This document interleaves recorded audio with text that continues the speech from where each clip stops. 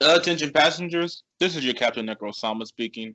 You know, the one with the mask. Yeah. And you've tuned in to a new episode of Top Flight Reads, our weekly YouTube series where we find graphic novels on the internet, read them aloud, or summarize them now, and give our honest feedback. Let's see. This week on Top Flight Reads, we're checking out Love Metal Chapter 3, the final video for the series, because as you know, we only do 3 chapters of a series if we like it enough to go that far. Love Metal is written and illustrated by Jessica H. Boyce. If you look in the description below, there will be a link to her social media and to where you can read the series along. All right, let's jump right in with our introduction, starting with our co-pilot, Tiza. All right, people on the plane. This is your co-captain TZ8, the serious one, speaking to you through the microphone, through the speakers, talking directly to you. You know why I'm pumped? Because today we have the ultimate drink available for you passengers, co-captains and flight attendants and all that whatnot. Cotton Candy Brandy, FKBK. Let's get it. Hello, folks. Welcome to the flight. Got another rocking one today. Hope you enjoy it. Hello and welcome to the flight. I'm your flight attendant, MEL, and as you've heard, our snack department has gotten a little bit of an upgrade due to the popularity of our snacks. So, if you're wondering what the snack of the day is, it's Sour Patch Kids. And the drink of the day, for the over 21 crowd, is Cotton Candy Brandy, so said by our co-pilot, Tiza. FKBK. However, for the non-alcoholic younger crowd, we have Club Soda, which is apparently not alcoholic. So, hooray! Anyway, I hope you all have a wonderful flight. Let's get there.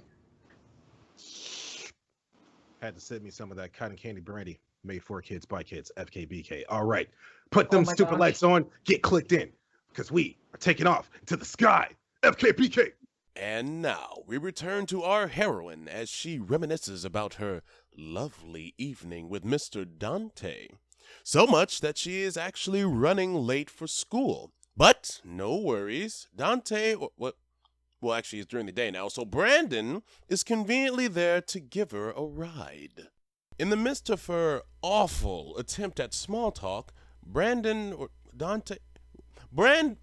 boy asks her if they can talk after school, but about something serious. Which, of course, gets her in somewhat of a frenzy, but as if that's the only thing she has to worry about, now Cindy, of all people, catches her getting out of her future man's car. But, never fear, Karen assures her that there's nothing that is coming out of that and that she's not into Brandon, while Cindy convinces her that she will not allow anyone to stand in her way to her perfect boy toy. Now, while Karen spills this tea to Dante, where's it? No, okay, yep, he's Dante now. Dante tells her that he wants to be a real couple with her, but with the craziness of his double life, it's now starting to take off. Now he will not be able to spend as much time with her as he would like. But Karen decides not to care about that and seals the relationship between them with another smooch. And now we have a new secret power couple. All right, we've hit the elevation where you can walk around the cabin, get you some cotton candy brandy. I don't care if you're under 21. I won't say nothing if you don't. Right, so here's what we're going to do. You're going to be allowed to walk around this cabin, and you are going to listen to us tell you what we think about the full contents of what was just summarized for you. Wait, FKBK. I care. No, I care. Wait, stop. I care. I care. Look, okay? Look, some people need this, all right? I'm in charge of the snack department. I care. Look, what's the worst that could happen if someone 20 has some cotton candy brandy? Go to jail for giving someone underage What are they alcohol. gonna do? Arrest us in mid-flight? Yes. They can't stop us. Hardy Wolf. Now then, let's get into this deliberation. Disclaimer. The people flying the plane are not drunk. I repeat, the people flying the plane are not drunk. FKBK. Yeah, this is totally safe. Totally fine. Chapter 3. All right, so yeah, as you know, with our new format, we don't really talk about art except for the first chapter. However, if we see anything we want to However, if we find anything we want to point out during the overview section, we will point it out then. So let's go on. So let's get to it with our first section of the day, characters. Shall we start with our main character, Karen? She did start the chapter this time. Okay, so she in love. And she's relatable because she's like waking up and she's just like, did it happen? Did it happen? Gotta check. Yes, it's there. We good. We cool. Like, was it all a dream? It was not a dream. Oh, okay. This was real life. This was not fantasy.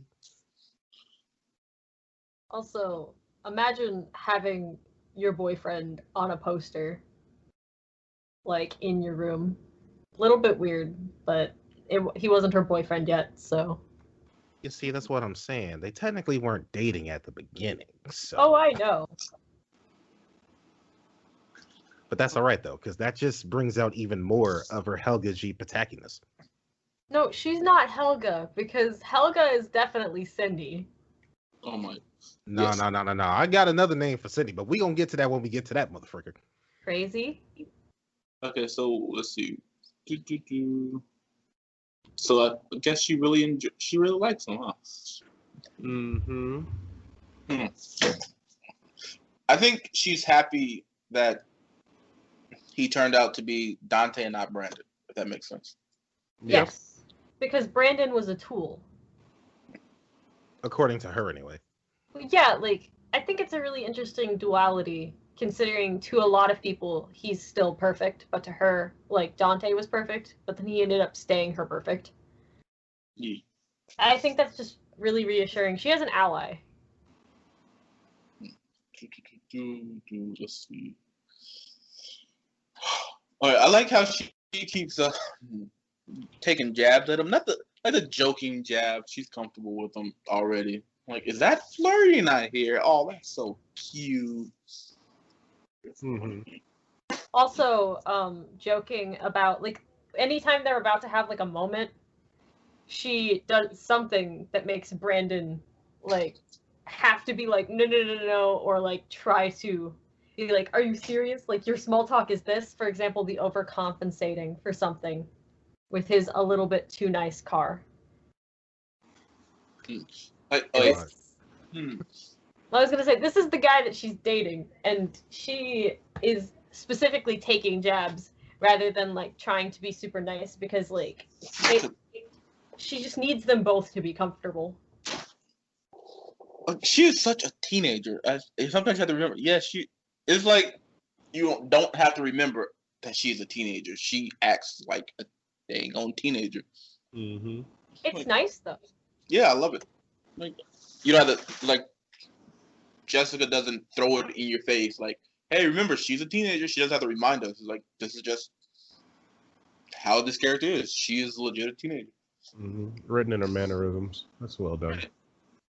Like, had a good date. Slept with the jacket. Now, one thing that was interesting for me though is how she handled the situation with Cindy. Oh wait, I guess. Oh no, we can talk about it here. We can talk about it. It's We can talk about it. Yeah, because like when I first saw that, we'll just say it now. When I first saw that Cindy saw that she was the one that got out of the car and confronted her about it, like I was kind of interested to see, like, you know, is this the point where, like, will she like make up the lie to keep up the facade of her, or because if you remember last chapter we found out that like she doesn't really deal with her anger well, and when she just randomly get yelled at by what's her face, I was wondering how she was going to respond. And it was nice to see that she responded just by lying, just to keep up the lie, because it showed maturity, at least enough maturity of what we can expect from a teenager. I was gonna say, are they technically dating at that point? No, they're not technically dating. Yeah, so she didn't technically lie, but also to count it as not a lie, she's not dating Brandon, she's dating Dante. Which is, in her brain, two very different people. She even talks about it, like, the duality. She's like, I've only had to do this at school. He's been doing this his whole life. True. Also, And- who called it out last week? It was not me. No, I wonder if they're going to be like sneaking, like he'll sneak a glance at her and she'll sneak a glance at him, but they have to hide it. I think that might have been me. But I didn't say that one.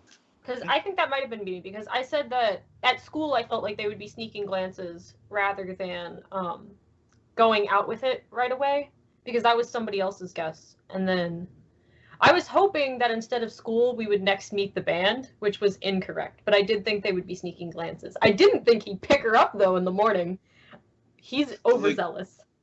With the sneaking glances part, so you can tell, like, okay, so she likes him, and she is worried that, I don't know, maybe Brandon could actually be the real Brandon could be his real side because he's so comfortable with it, but then he immediately calms her down with the wink. Yeah. I mean, at least he didn't like stick his tongue out. Like, I'll if he would have done that, I would have been like, "Oh my gosh, it's Dante, full Dante." Like just in the middle. People were like, "Brandon, what are you doing?" He'd be like, "Oh, nothing." Just being perfect. What are you doing? I don't know why I expected that though. The tongue thing, or? Yeah, I don't know why. I mean, because it would fit. Like just when nobody's looking, just like a wink. Wait. We supposed to be talking about Karen. I'm sorry. Right. But it's like she can show. Jessica shows how much Karen likes Dante, like throughout this entire chapter, just by her getting worried that, I don't know, he's just, I don't know, everything. You have anything to say about Karen while we wait? Wait, this is about Karen. Sorry. So my favorite thing about Karen is that she could have let Cindy be like, "I'll break them up any way that I can," and be like, "Challenge accepted, witch." But instead she's like, "I'm gonna tell Dante." And I love that she tattles, because it was such a, for me that was kind of unexpected, because not a lot of people would tell them, but like Karen's just like, "Look, she's crazy, and here's why." Like the girl is crazy over you. Like, I know everyone likes you, but bruh.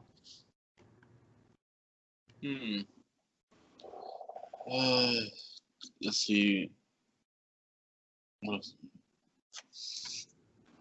Let's see. I like that their not relationship is still awkward, because it's still in the beginning stages. If it was perfectly like, if they were like perfect and everything they were going through is perfect, and it was just like, if it was too perfect, I would be upset, because the awkwardness is part of what makes this so lovely to read. Because like, even like when Karen kisses Dante and he knocks off his hecking like drink, and she calls him dumb, and she's like poking him in the forehead and stuff, like all of this stuff, like they have so much emotions to go through in such a realistic way that is just so nice to read through, rather than them being like, "Oh, I've met my soulmate and everything's perfect." It's not that, and I like it. And she's mature about the whole situation. Like, yeah, they're both living more or less double lives, and she's like, okay, obviously I'm doing this, and I know it's hard on me, and you have to do it even more than I do, so I know it's really hard on you. So she's really understanding about it. Can we move on to Dante, or is there anything else about Karen? Cheetah, you have anything to say about Karen? You can kind of quiet over there. I know. I don't have any notes because we kind of recorded this sooner than I was kind of expecting. So I didn't get to write anything down when we, looked this over again. So I'm just been silently reading again in the background, trying to see if there's any other good moments that jumped out at me.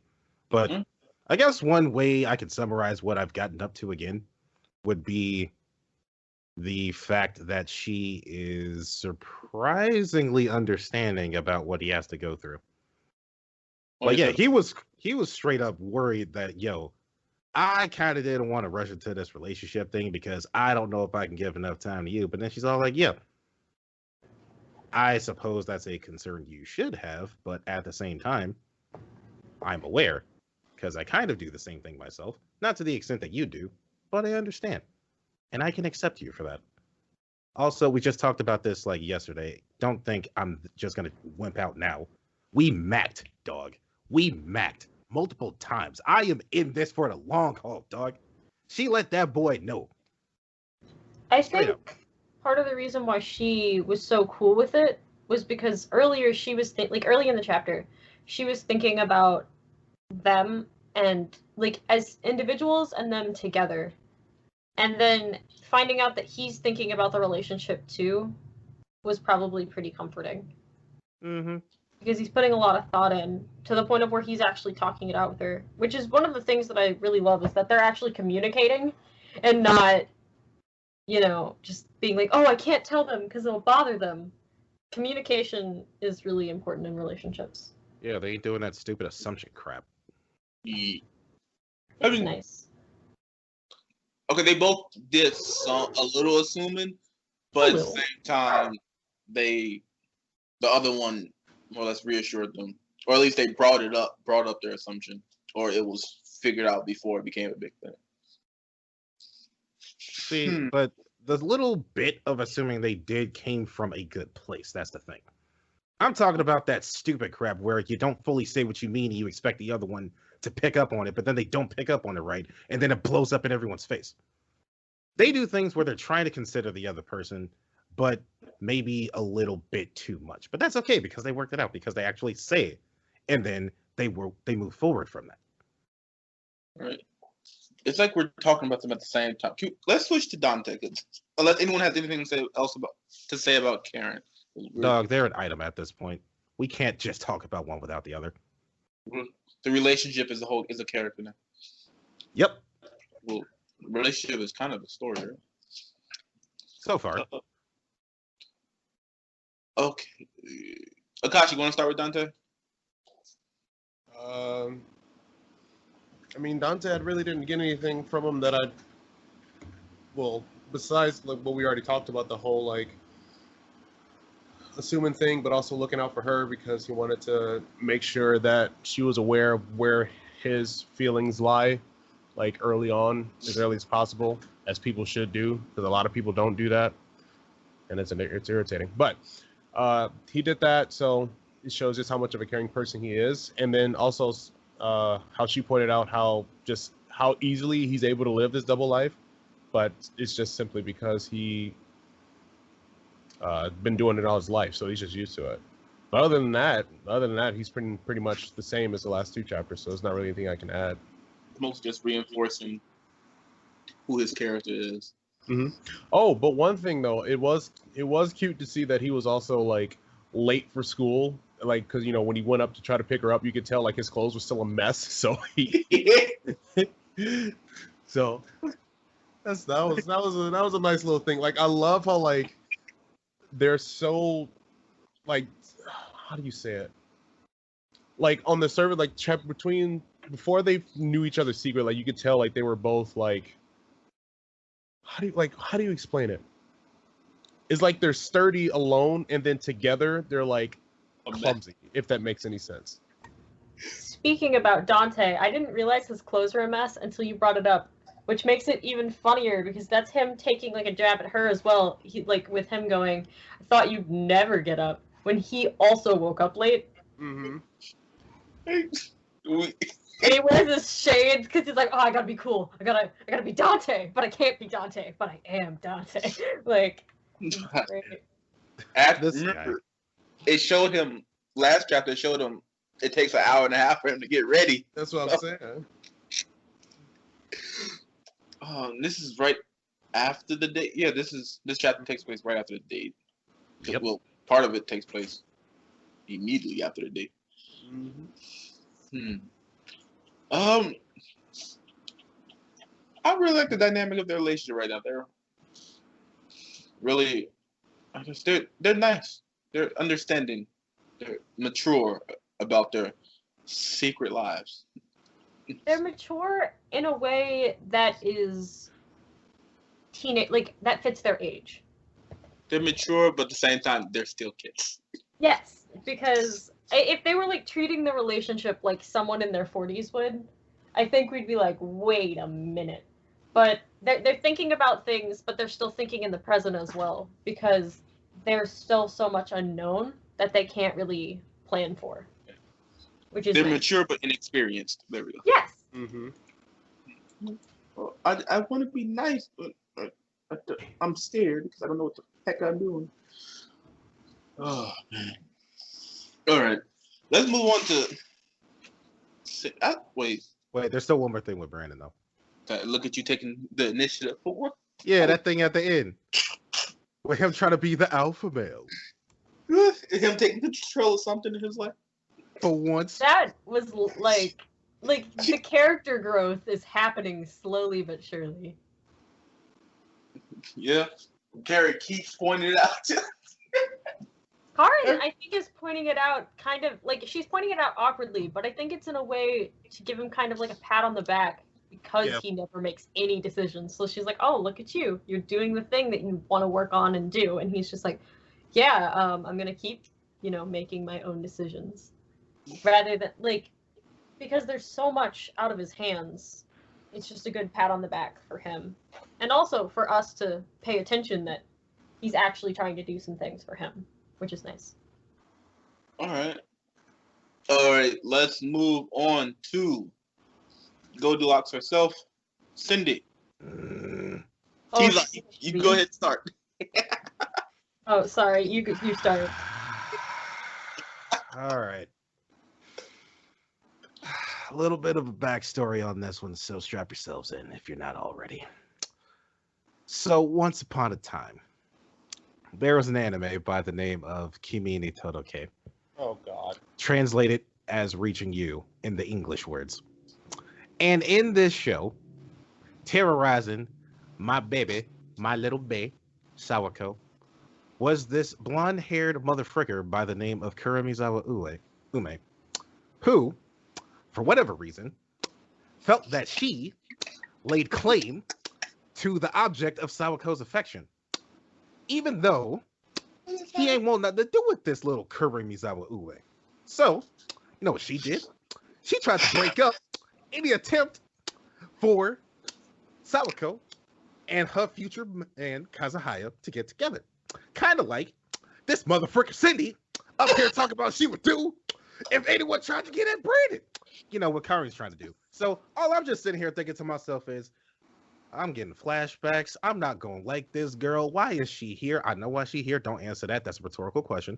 But why can't she not find someone else? I mean, the whole school is full of the same Brandons. Just pick another Brandon. Pick Stanley. No, he you likes can't. nice girls. Yes. You can't, because Yes. there's only one perfect guy, because he's number one. Well, they're all perfect. He's They are number one. all rich, Emio. They Yes, all but he's number He's one. most perfect though. He's the most perfect. He's Well, perfect. get the S. Stanley. Get Jimmy. He needs companionship. Yeah, but he called himself a loser and He's ran the away least crying. Yeah, but Cindy don't know that. Cindy just looking for somebody to make her look good. Yeah, and you think Stanley's gonna do that? Yes. I don't think so. I think do not like he's her. That's embarrassed. the gist of what I'm getting at. I Oh, do not no. like her. You're not supposed Like to. Sam, I am. No. I like reading her. That because it's fun and it's funny to it's funny to see her because she's fighting for somebody who she doesn't even know well, and if she found out who he was, she wouldn't be interested. And that is what's fun for me. Oh, Because she's like got this guy that she's like, he's perfect and everything that I would ever dream of. And then if she were to actually meet him and like know him like Karin does, and Karin doesn't even know him super well, but she gets the gist from like their couple of days. Like if she were to get that far, she would just be like, be Brandon. I don't want Dante because Dante is weird. Or she would try to overcompensate and then try to be like Karin, which would creep out Karin. Like, how creepy is Cindy? The question is will she try to be like Karin because she just needs to be with Brandon? Or will she just be like, you're not who I wanted you to be?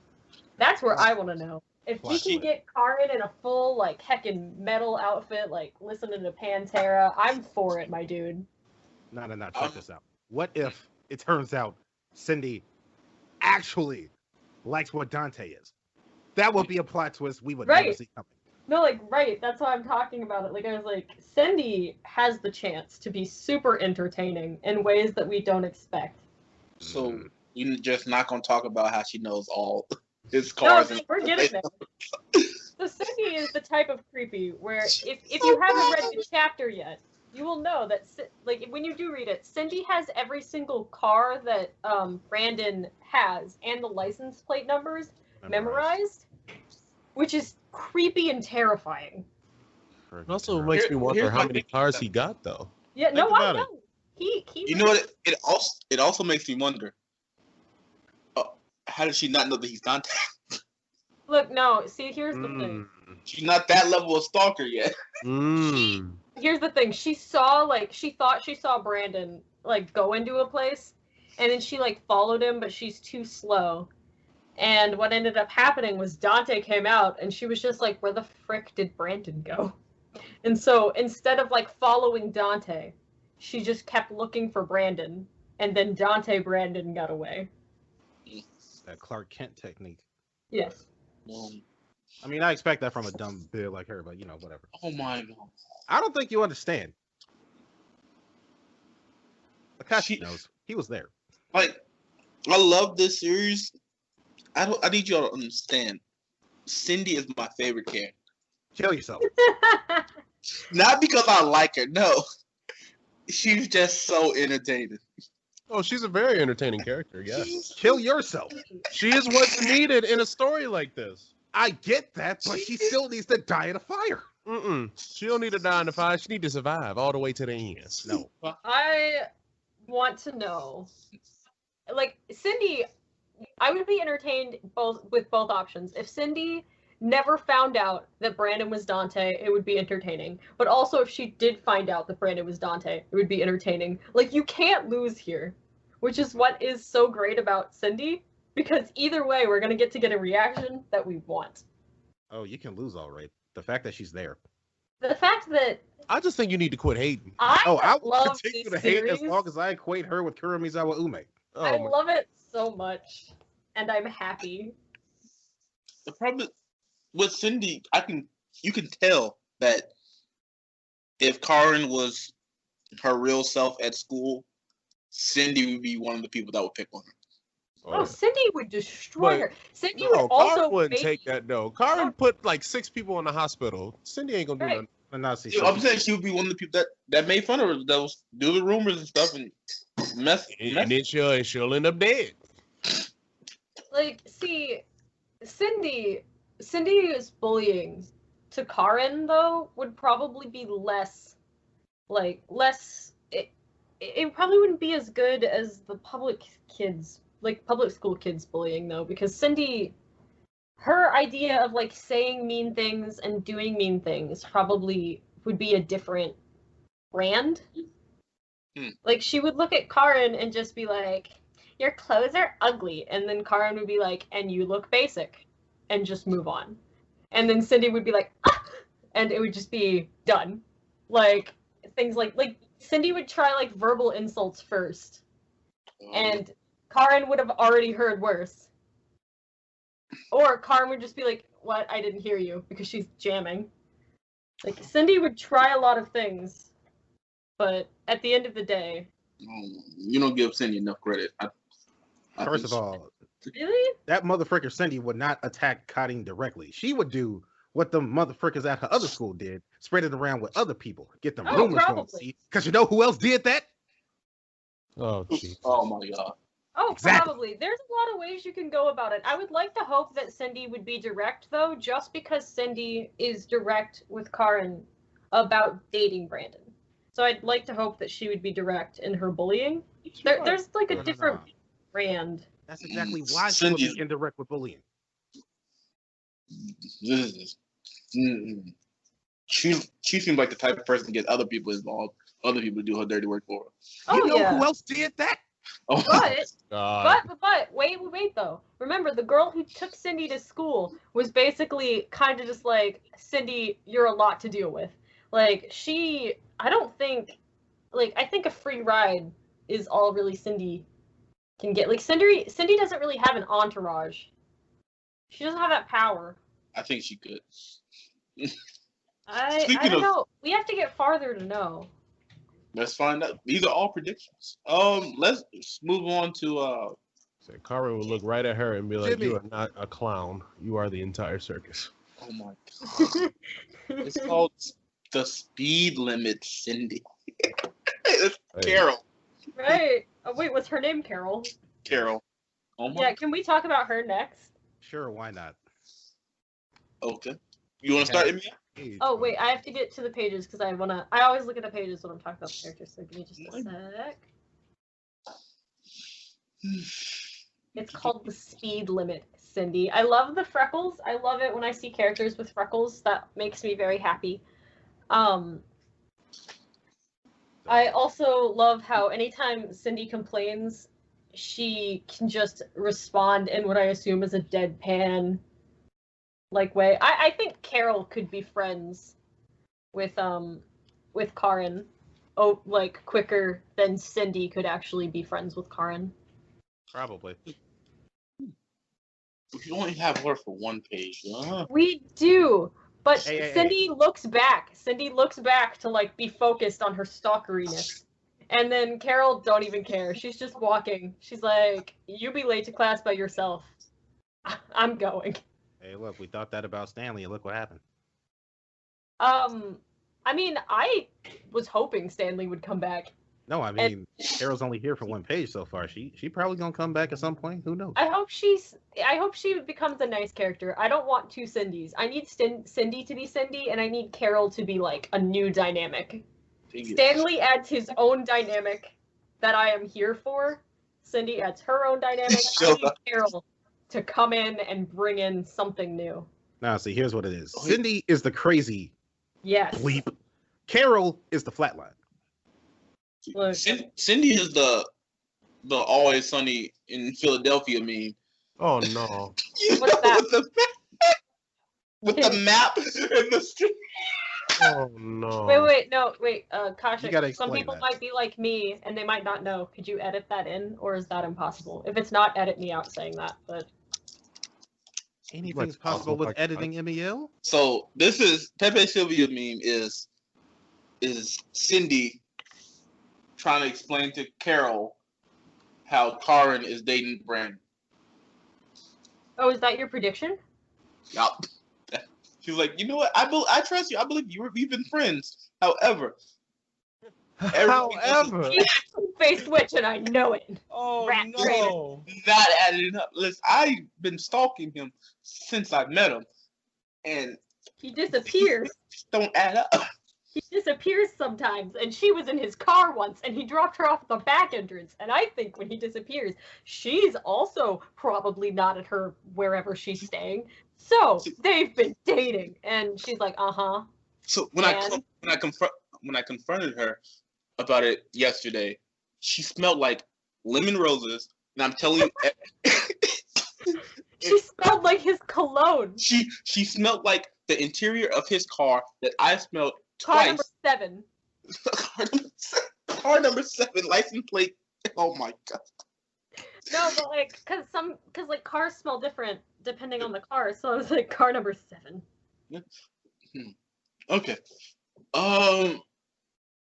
Okay, let's get back on track because we kind of went everywhere. But either way. Let's just move on to overall. I mean, But Jimmy, yeah. But Okay. Stanley's here. Okay, let's talk There about ain't nothing to Stanley's say cat. about him. Oh, Still he did the crying same and, like, exact a thing. loser. He did the same exact thing. At least he's consistent. You know what? He is that kid from Ghost Stories. I'm sorry. What if Oh, no. what if there was a character who Oh, was into that though? no. Like what if there was a character, another character we haven't met yet? Every time they saw Stanley run off crying and calling himself a loser, they were like, dog, hey. that boy was like, he I- let the car ain't like. I'm trying not to meme all day, but he did the Grandpa Simpson walk in Oh no! Put the hat down, picked it right back up, and got on out. You gone? Put the hat down, see car, pick it back up, and walk right. Like nope. Oh, He also does the gulp again, by the way. So like that happens. Oh, actually, while we're on the subject of Stanley, did you all notice that where she remembered that he ran off, it's literally like the panel of when he ran off? I thought that was just the most beautiful touch ever. Like, it's not just like a close up of like a memory. It's like literally she's recalling the page that it happened. Yes. That is so great. I love every bit of that. And she's deadpan because why does she have to care? Because she does at least say hi to him. But then she's like, "Oh, right." Oh. All right. So overall, one thing I have to say overall is for Karen, I love the facial expressions she does in these last 3 chapters. There was one when Cindy found out. You guys said you wanted a shirt of her. Yes. On the son of a witch panel. The son of a witch panel is what you want. SOAB. Nope, star dog. Oh no! It's I need the son of a bee. I need that one from Remembrance. That like just that face. All right. All right. Yeah, I need that. Oh man. I want that shirt, but I also still want the one from last chapter with the puppety graveyard thingy. That's still my favorite. She did the tease off face. Where? I posted is she pissed at me? Oh, yep. You sometimes raise your eyebrow like that. Sometimes. That's Sometimes. All That's right. his First of neutral all, face. I thought y'all knew me. I can't do that with my left eyebrow like she did here. Oh my. So, Oh. I didn't say your left eyebrow specifically. Also, it's not. Necrosama should have flipped it. Necrosama, flip it next time. No, I know the son of a witch one. Joseph Joestar. So I love Karen's expressions, and then I love Cindy's reactions. Like when she turned, like when she went with she turned into like the little devil with the tail and the horns. I love when she does that. I love it when she does the cartoony stuff with Cindy. If Cindy asks next time, like say Cindy were to ask again if they're dating, do you think that Karen would say that she's dating someone else named Dante? Or do you think that she would just continue saying no? I think she'd say she'll dating someone, but I don't think she would say that she's dating Dante. She probably just would say, I'm with someone already, so I'm not interested in Brandon. I'm already with someone else. Yep. Because Cindy would ask. But she's like, "You're my friend. You gotta give me the scoop." Who is it? They're gonna meet. Like, why does he smell like Brandon? Oh no! Why does he smell like Brandon? Gosh, why? Dude, though, if I were Brandon, though, he has that money, so like he might have different colognes or like body washes for Dante. And she probably knows how all of them smell. Oh, well, I mean, that's she because know she's all his creepy. parts. That's what he's saying. I don't think there's a way Brandon can get out of this. He would need to import something from, I don't know, Sweden or some crap. Maybe he does. He has money.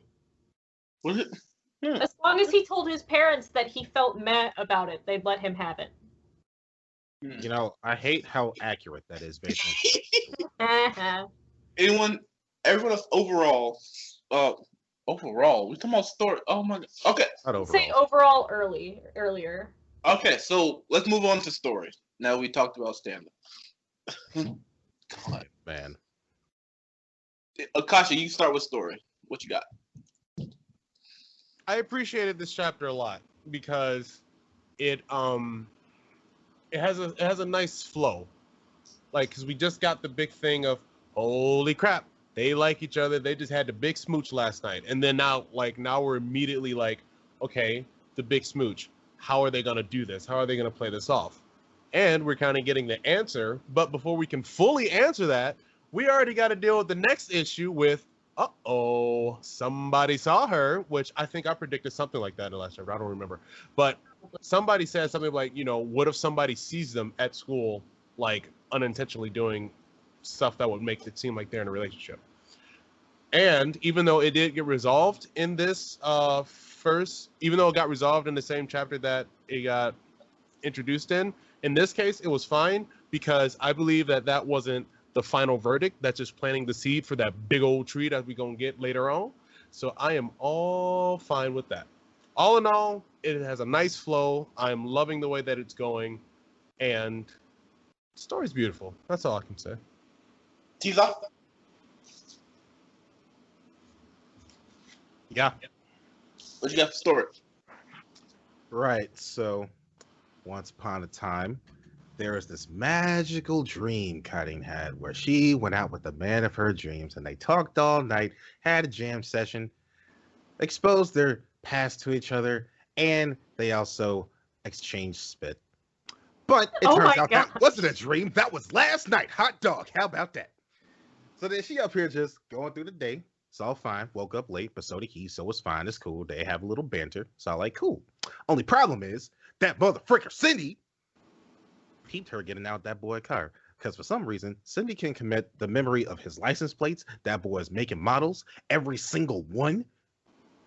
But probably ain't doing too hot in classes. That's just me guessing because, I hate her. But anyway. Oh. So we get past that. So I'm like, all right, cool. We get through that, got that little bit of drama, had a big confrontation because she's such a dumb bitch. She believes Cutting straight up. But, I expect that from her because I hate her. But anyway, so we addressed a little bit of more, let's see, I guess sore points between Brandon and Cutting just because they were so understanding of each other that they almost had a little bit of a situation, but it got resolved. So it's cool because that's the power of communication. Insert SpongeBob gif. And at the end of that, they pretty much alleviated each other's worries and then continued to max some more. But at the end, Brandon takes the initiative for once. So it's like, yo, he's growing. His character arc is growing, and I am here for that. So aside from Cindy, I like this chapter. But that's just because I'm a hater. You are, in fact, a hater. The story itself, I liked reading through it. I understand that Cindy's thing is necessary in order for this to have, the legitimate concerns to appear within this relationship that she has with a double agent of life. But still, I know Cindy needs to be here, but I just don't like characters like her because she kind of flashbacks. She's toxic. Flashbacks. She's toxic. Yeah, we need more Carol. I am excited for the return of Carol. I'm gonna keep reading just to see if she comes back. Yes. This relationship. It's no secret. It's no secret that I'm loving this. I am really sad that we stop at chapter 3, but I understand why we do it. For those who don't know, it's because we want everybody to support the author instead of just supporting us. So that's why we always have to leave it at chapter 3. But I'm so happy that we found this because I'm always looking for examples of good execution and good writing, and I really hope the author doesn't get irritated at me for calling Brandon Dante Hannah Zephron because it was a fun joke, but I understand. I hope they didn't take it the wrong way.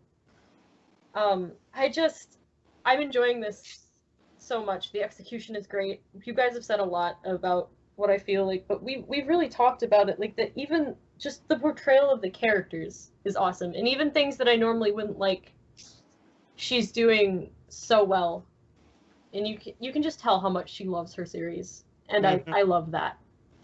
And check out that Twitter. You will see the love. She really loves her series. Please support her, because I want to see more of this. She's only got 5 chapters out. 5? Page updates on number 6. Check Webtoons and Tepaz. You'll see it. Yes. That's right. I'm giving you that plug. Right. Looking out. So please go support her because she really deserves it. This is a wonderful series that you all should read. After reading this chapter, while reading this chapter, I realized something about this story.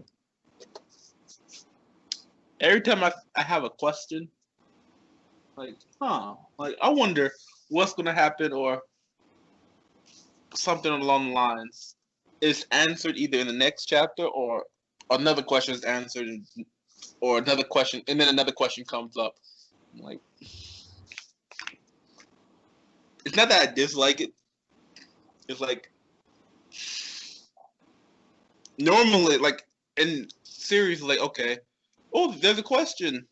I don't like it to be answered the very next chapter. It's like, oh well, okay. I wanted to soak in it a little bit, right? And like have more stuff come up. But then the way Jessica H. Boyce does it, it's done well, in my opinion. Like, oh, there's a question you had. Like, there was a few questions we had in chapter 1, and then we read chapter 2, and they were answered. But then more questions came up, and then those were answered by this chapter. But now we have more questions. Some, not all were answered, but we still have some questions that'll keep us, wanting to read. But normally it's like, okay, all the questions are answered. Why do I want to keep reading? But for this, it's like, okay, the main questions I had in the first couple of chapters have been answered. But I'm still interested. Like, I still want to see where this goes. She's leaving enough breadcrumbs to where you want to keep going, but not too many to where you're confused. And she's answering questions in a way that it leaves you maybe with some side questions that you think about after you've read it, like maybe a couple hours later. Right. Like, we've never seen Brandon/Dante's parents yet. Like, we know about them, and we know that they're pretty trash, but we haven't met them yet, and we haven't met Karen's parents yet. Right, in real time. We've met Right. flashback of, yeah. And then we know how much their lives have affected them to this point, that it, like, leaves you wanting to know more, and it wants you, like, it makes you want to have a happy ending for them. Even if they didn't end up together, in the end, if they were both happy, I would be happy. You know what I mean? I know that one of the conflicts is going to be he's eventually, after graduation, he's going to start touring. Right? Hopefully or probably by that time he's gonna have a conflict. Like, do I go start touring, or if I go tour, that means I have to leave Karen probably. Or he's probably gonna have to choose between her or touring. But at the same time, it's like Karen's like, I know you gotta, like, she knows he's gonna have to go tour, and she's okay with that. But she's still gonna be upset that he has to leave anyways. But she's not gonna want to hold him back, right? Right. So that's one of the major conflicts I can see happening. Other than that, there's obviously Cindy. Man, my worry more about him touring is not really Karen's reaction. It's more his parents, because his parents have money and some sort of influence. And I'm worried that they'll get in the way of him and his band. Like, because Karen, I don't know if maybe I am not remembering correctly, but she mentioned that she wanted them to tour in, like, chapter 1, I believe. That she was really excited for that. And that she would see them on tour. So, because she's like, they're that good. So I think, and Karen doesn't seem to have any dreams so far about that we know of. Well, she wants to be a musician. We know that much. Yes. So she might, it wouldn't be too crazy for her to go on tour with them, to me. But they still haven't really thought about it that far, which is also nice. They're not making plans a couple days after they know each other. Right. But I still see in the future, I think that's going to be one of the major conflicts. And then, See that? And then another one would be maybe the double lives becoming either too stressful or just starting to not work anymore the way that it's been working. I can definitely see that. Do you think Cindy has enough power to strong arm herself into, like, a relationship with Brandon, like being a fiance or something, or do you think she doesn't have that power? I don't think she does. Her Cause parents, depends. we don't know who they Yeah. are. oh wait, yeah, her parents do got it, yo. It depends on the parents, man. Right. Which is why I was asking. Do you Maybe- think if she... Maybe his parents are like, you know what? Cindy would be the perfect wife. Oh, That's what I'm worried about. I don't think that she'll do that. But also, if she did do that, we would be like, no, no, and we would keep reading because we'd be like, we have to get rid of her. But yeah, like just a side thought, because I've been worried about that, and I'm so glad it hasn't happened. Because a lot of things that I read, they totally do have that power, which is why I'm hoping that Cindy has less power than we think she does. Well, remember his parents have more power than Cindy, obviously. So, well, right. Just say, yo, you're perfect. You're perfect because we made you that way. She's the closest thing to perfection for you. So, her parents have connections. She's gonna have connections together. We make one good battle family. She doesn't make you happy. She's perfect for you. Oh my god! Oh my gosh, dog. But am I wrong? You're not, and that's why I hate it. Y'all love me. Don't forget. Right. We've been blending pretty much everything together because it's all one big giant melting pot of hating Cindy. That's only you. That's wait, that's right. That's just the If Cindy was a real person, I would not be about her. I would be like, she's awful. Yes. But she's a character. And because she's a character, I can love what she brings to the series. Right. So, here's what we're going to do. Had to sip some more of that cotton candy Brady. I thought you were being head on. Oh, no. Okay, first of all, that's Necro's shtick. I would not take someone else's shtick. I got my own shticks. I'm the serious one. Like being the serious one.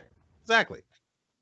Now then, as I was saying, sip this cotton candy Brady, FKBK, made for kids by kids. So, here's what's going to happen. Passengers, put your stupid seatbelts on. We're about to take a sharp nosedive into the airport because this is going to be fast and furious. FKBK.